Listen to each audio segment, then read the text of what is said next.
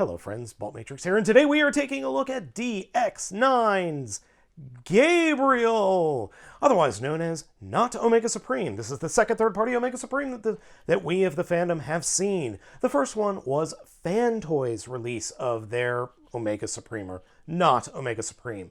Now, this figure is absolutely massive, and I'm going to have a little bit of a hard time reviewing this guy because my setup is really small, and I have to lift up the camera, and I have to move the lights, and things are getting in the way already. So you will forgive me if I have to shift things around, or if the camera moves like it just did, because that's the only way I can get in here to look at this figure. This figure is absolutely massive, and it is roughly the same size as the Fan Toys version.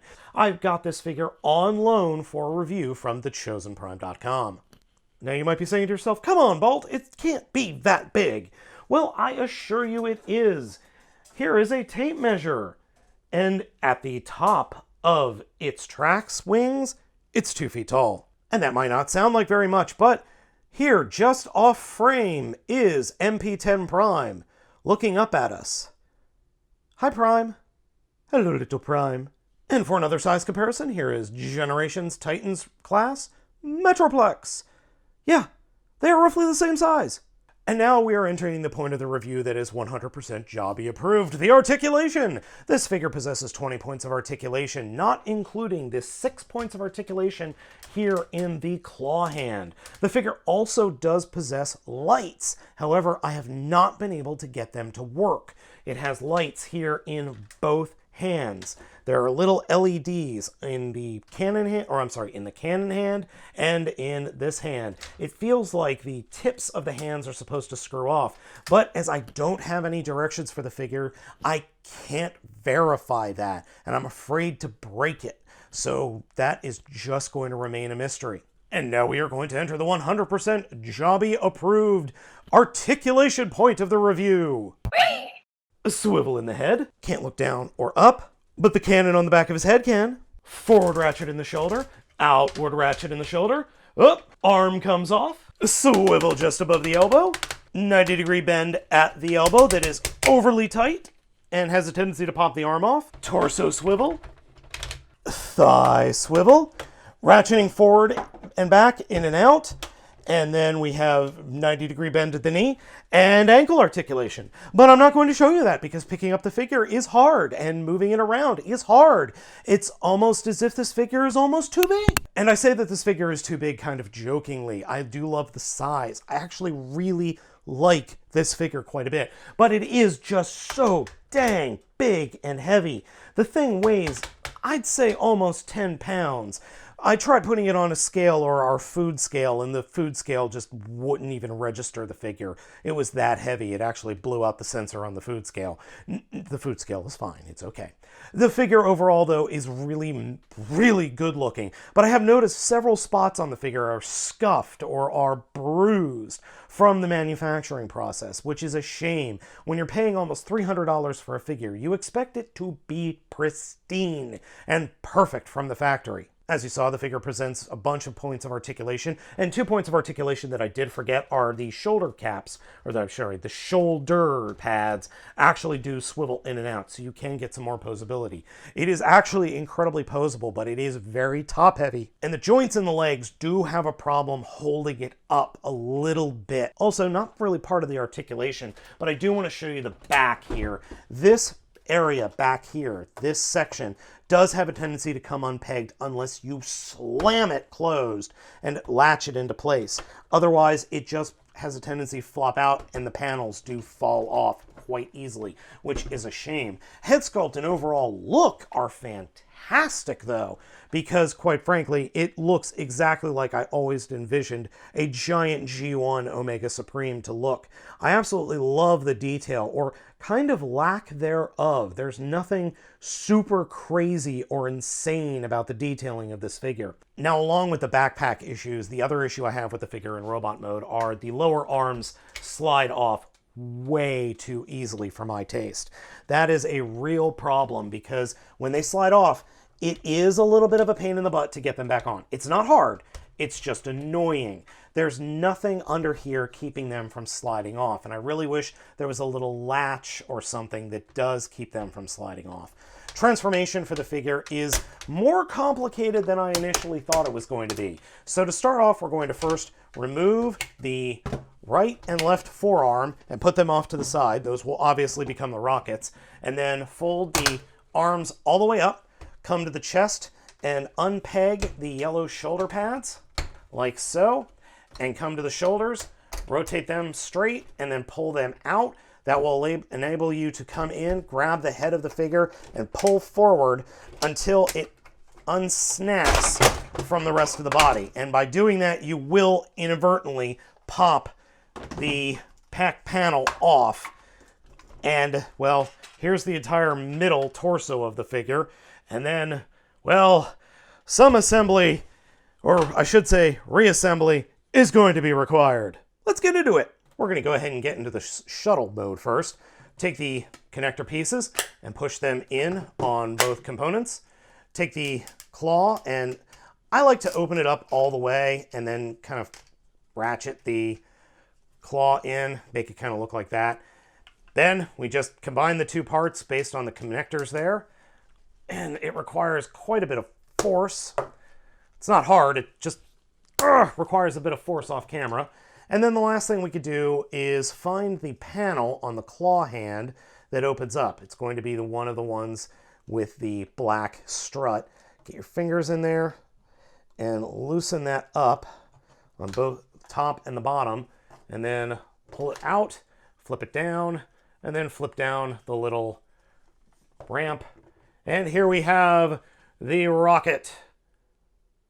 I like it. I think it looks cool. Yeah, it's a little lopsided. I'll fix that. Next up is the torso, which is going to form the tank. The first thing we're going to do is come to Omega's face, which the visor does open and close, though not easily. So what we're going to do is reach up to the top of his head, flip up this little switch, and then turn that switch 180 degrees to reveal, come on, that nice little interface that if you had a little human figure would fit perfectly. And then the other thing we could do is come to the front and we could flip up this panel for little yellow thing. Leave it closed. Now that we've got the head done, we're going to come to the sides here and first grab these little areas that look like treads and unpeg them from the sides like that. Then we can grab the white pieces and flip them out just a little bit, just enough to lift the entire top shoulder section up and over like that.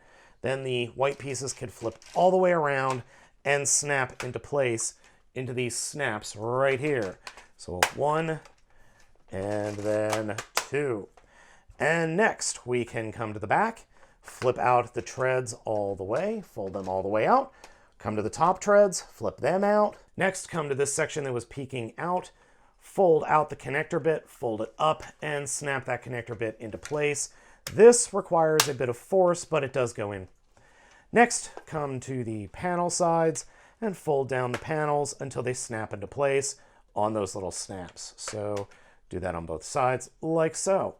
Then we could come to the very front, and we're supposed to be able to just flip the front piece out, and that will slide up the front treads.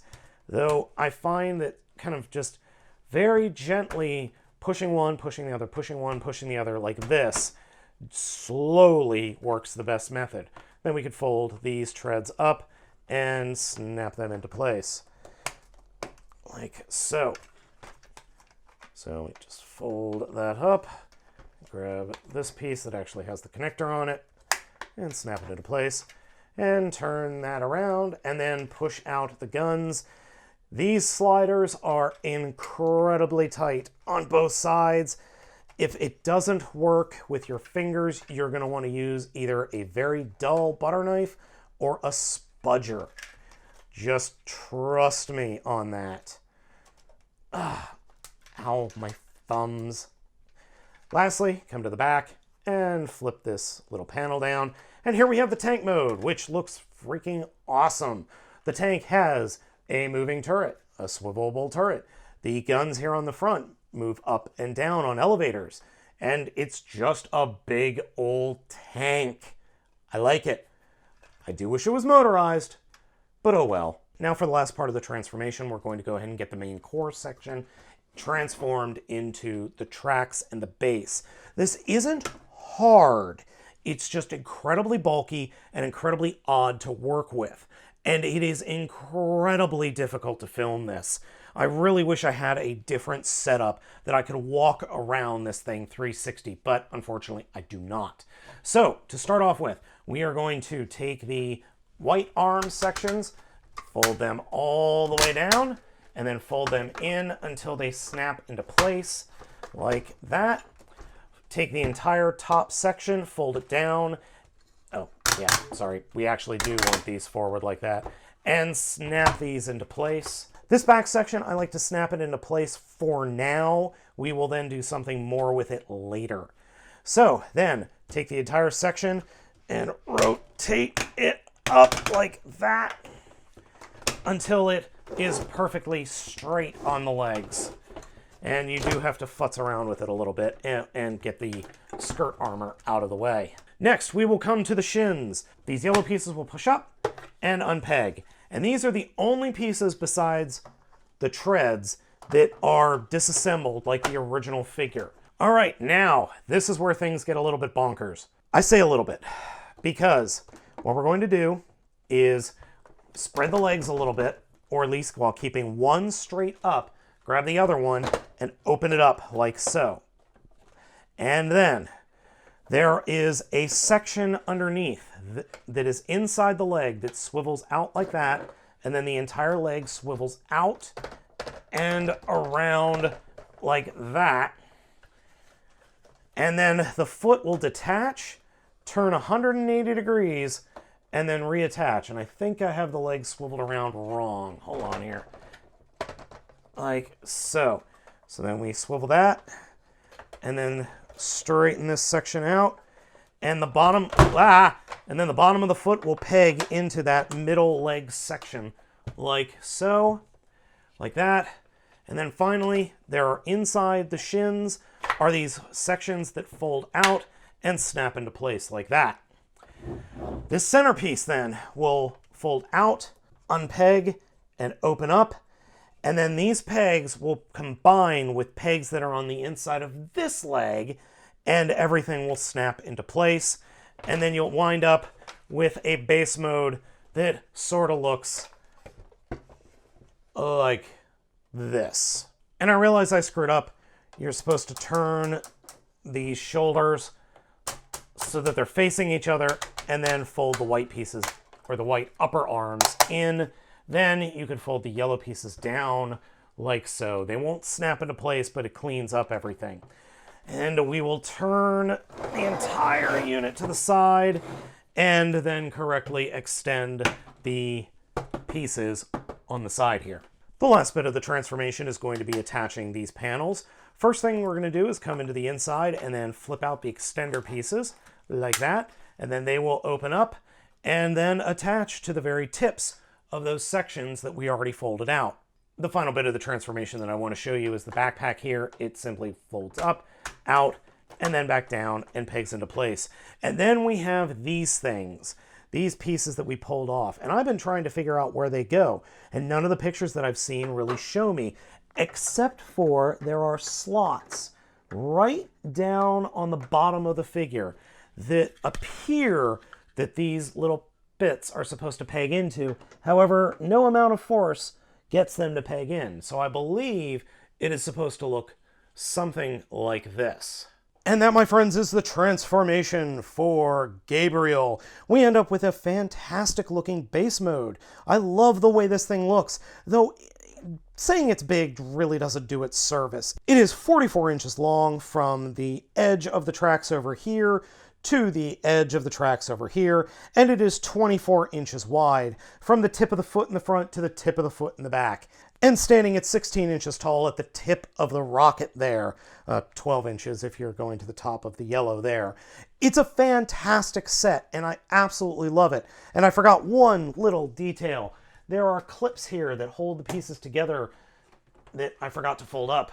The tank does roll easily, though it does have a tendency to fall off the tracks equally as easily. I wish there was a little bit more guided, maybe some more, I don't know, motors like the original G1 figure, but that would make it even more expensive. I absolutely adore this thing, but I don't have any room for it.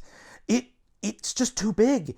If it was half the size, it would be awesome and just so perfect for an Omega Supreme third-party figure. But then again, it wouldn't be special. And the size really does make it special.